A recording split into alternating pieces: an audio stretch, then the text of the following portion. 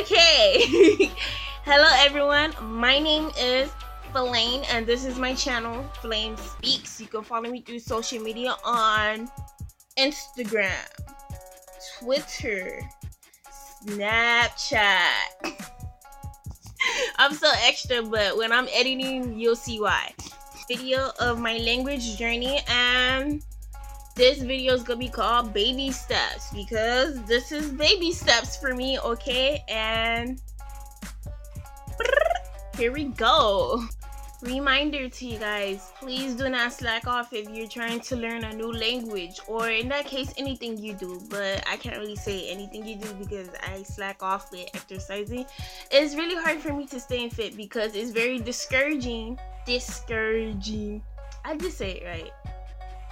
Anyways, it's very sad for me when I've been working out for like this past half year, actually more than that, since last year. I've been like working out, trying to be fit, eat more healthier and stuff, and I don't really see the results. And then recently I found out it's probably because I'm not eating on time, so I guess that don't count. So yes, do not slack off. I did, and now I had to start all over because you can't really start off where you left off in when you're learning a new language, because if you forget the basics, like the basic vocabulary, the words that you have learned, you need to start all over again because it builds, people, it builds, okay? So do not slack off, because if you slack off, you have to start all over, and that's wasting time, and you do not want to waste time. Learn from me, you don't want to waste no time, okay? And always keep this in mind, consistency is key. Actually, looking back, I said persistence is key and consistency makes progress.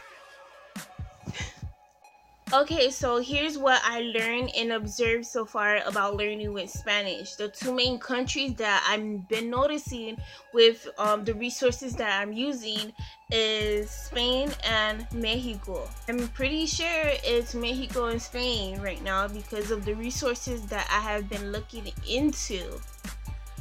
It has proven that much to me. If I'm wrong, correct me, comment.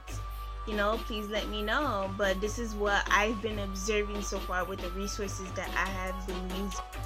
On another note, one thing that you must do, or you must be, for that matter, you must be actively engaged in learning the language. It makes it way more fun, way more interesting. Take it from me. Even though I'm a beginner in all of this, but yes, that's one of my main tips. Please be actively engaged while you're learning the language. It makes it way more interesting, and you're able to retain the information if you're actively engaged.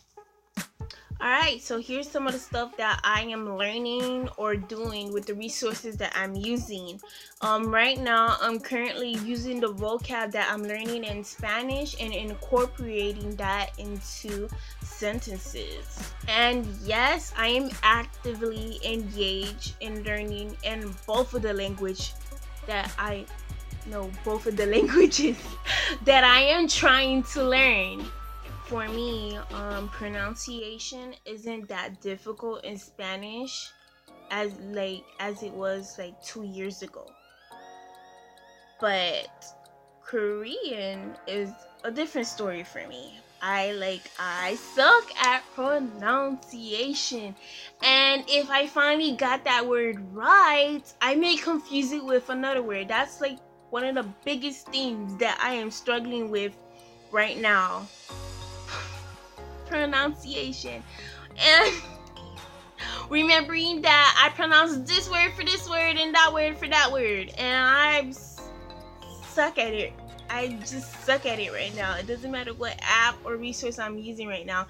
Is when I'm actually practicing and trying to remember it and stuff, it's not working out. And I have tried to use like emojis to remember, like, oh, this is for this word, or I write it differently of how I think it sounds, but then that kind of confuses me too sometimes. So in Korean, some of the basic words I thought I knew is actually they have a different way of saying it depending on the resource that I'm using. Like some words like hello, thank you, I've learned it a different way in K-dramas, and in the app I'm learning it another way, and I'm like, no. That's my struggle. Or it's unless I always learn the word wrong. That's not the case. And if it is the case, I'm not claiming it. But since I do be getting confused, this is where using flashcards come in, because flashcards really help with retaining your memory. Well, for me, it really helps me with that. So flashcards come in handy for me.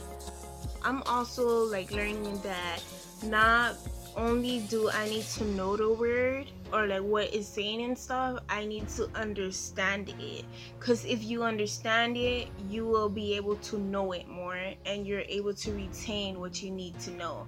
So please keep that in mind. Don't just know it to know it, but understand it. So in my first video, I mentioned if you're trying to learn the language and stuff, watch the show without subtitles. I'm finding it easier for me to really be involved in doing that with Spanish show, but in Korean show, not so much. I'm still on that quest to watch the show without subtitles.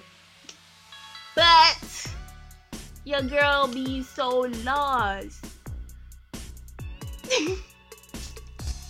But even though I be lost, when you be watching a K-drama, I be so extra, okay? I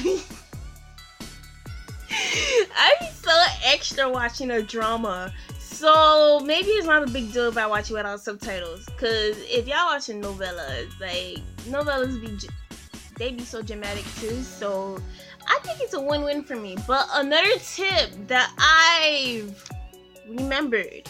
Alright, another tip that I have remembered is if you're trying to watch a show in another, like, if you're trying to learn another language, it's best to watch cartoons. Yes, kid shows. Because they help you actually learn and understand the language more. And that's a fact because I have an auntie who actually learned some basics in English by watching a whole bunch of cartoons. So I think that's a pretty fun and interesting tip that you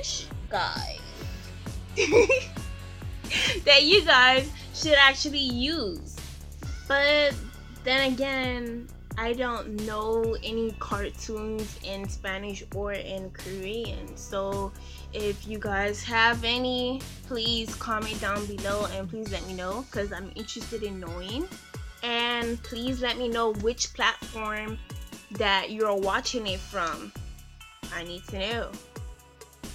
Alright, so a few of the resources that I'm using on this journey of learning these languages is Memrise, you guys already know from the first video, Duolingo Quizlet, and there's this site I found because I follow on one of my Twitter accounts. I follow them, and it's an awesome site for learning like Korean because they give you resources and they're free.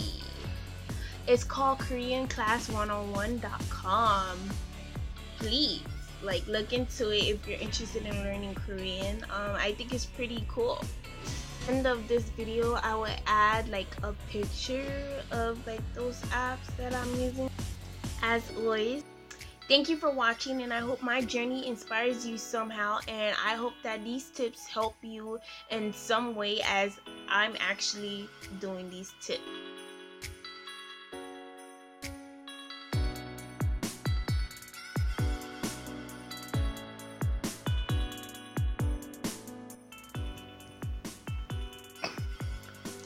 Supposed to be taking a picture. Alright, the struggle was real. So I have family members watching this, so I should keep this PG-13, but then again, I don't really curse in real life, so there's no point in that. Oh, I just remember the story time of like middle schoolish years.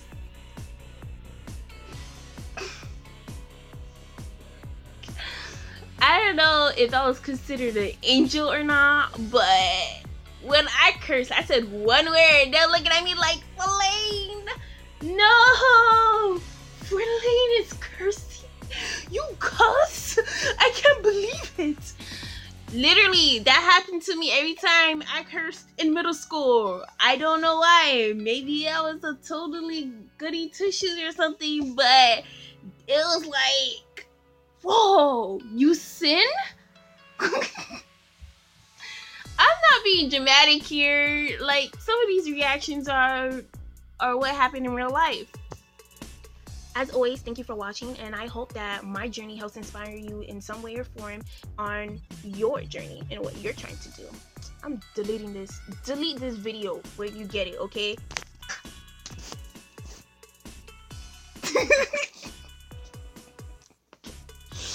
Oh!